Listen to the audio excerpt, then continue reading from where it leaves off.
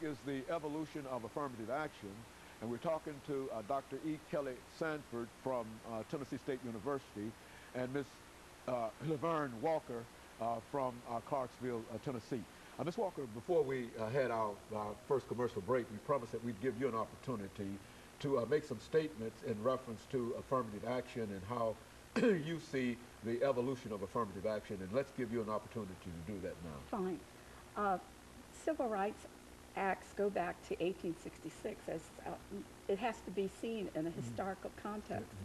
And there were several civil rights acts, but somehow or other they never got implemented. So you have the Civil Rights Act of 1866, several in between. Then you had the Civil Rights Movement of the 1960s, and out of that came the Civil Rights Act of 1964. And to get that moving, Lyndon Baines Johnson came out with an executive order, 11246 and 11375. 11246 is for race, and 11375 is for women. And this was an executive order to establish affirmative action. But it's always in the implementation. We can have something written into law, but it just seems to take the longest time, and it drags on and on and on. So it wasn't until 1978 that they really got a structure, and the OFCCP as the agency that was going to monitor affirmative action. There's always this resistance to change.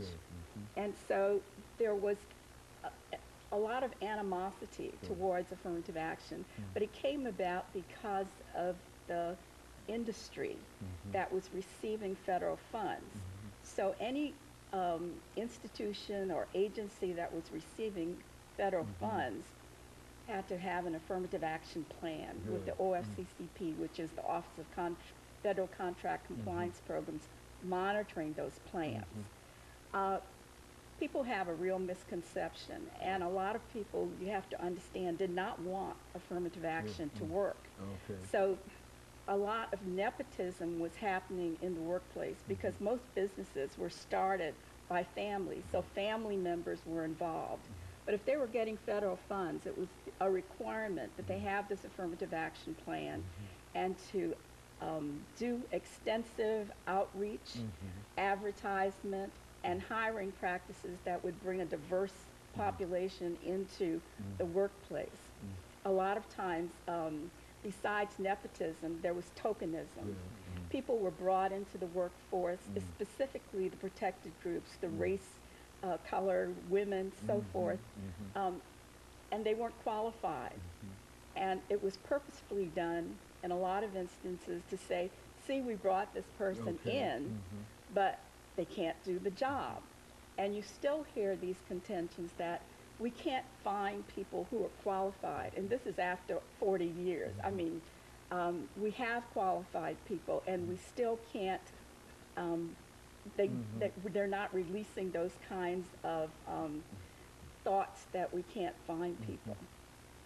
Affirmative action's really for everyone. It's a fair and open process that is consistently applied, and it's by top management, so that you bring in the people who are qualified to fill those levels of the workplace where you have underrepresentation.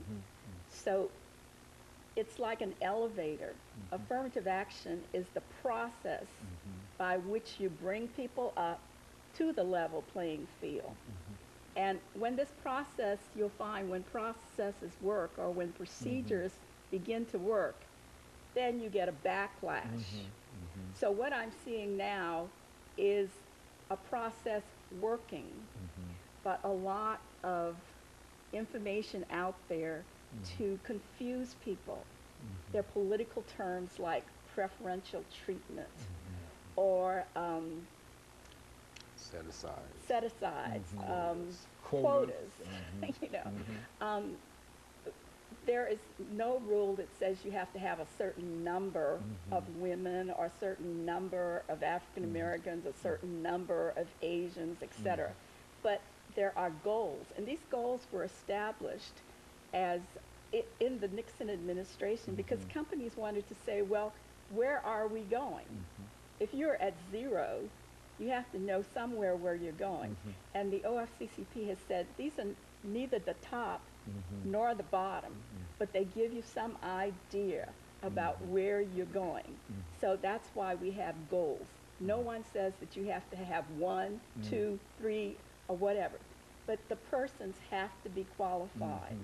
Now, affirmative action takes in race, color, it takes in women, it takes in persons with disabilities.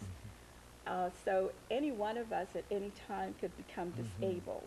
We could get cancer, or we could get all kinds of disease. HIV is covered. Mental disorders are covered. So that we try to bring people into the workplace and give them an equal opportunity when they are qualified to have a job, to be employed, and to work in the workplace.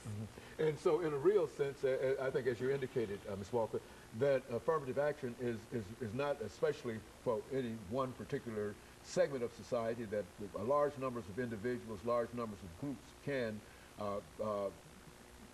benefit. Absolutely. In a real sense Persons out of over affirmative 40. action. Okay, that is a group that would be capable of being considered to be a part. Well, now, Dr. Sanford, let's we're making preparations for our last commercial break here, but when we come back, let's have you to deal with this as an issue.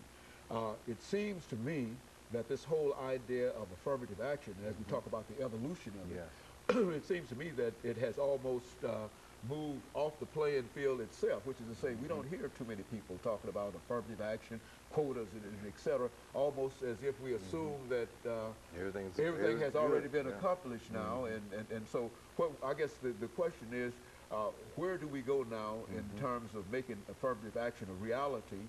And when we come back, we want you to deal almost exclusively with this, because that's where we are now. It seems to me that we've had affirmative action, and we've had the quota idea, and people have sort of moved it in and out, and especially this administration, they're not, it seems, concerned, even though they might be making great strides in other areas dealing with race and et cetera, but it is not concerned about affirmative action in that connection. And so when we come back, let's have you to deal with that, and we'll be back with our audience following this very, very short commercial break.